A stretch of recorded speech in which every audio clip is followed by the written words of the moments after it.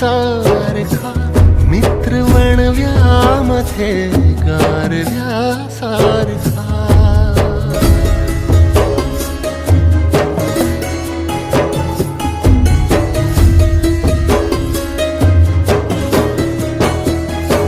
जाळताना मला देह ठेवासा, हो जाळताना मला देह ठेवासा, हात खांद्यावरी टाकल्यासारखा.